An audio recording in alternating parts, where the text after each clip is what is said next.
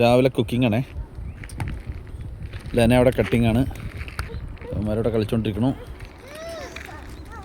നോക്കിയേ, അടിപൊളി സ്പീഡിൽ വിൻവിൽ കറക്കാണ്. നല്ല സൗണ്ടും ഉണ്ട് അവിടുന്ന്. എന്തല്ലോ ഇത്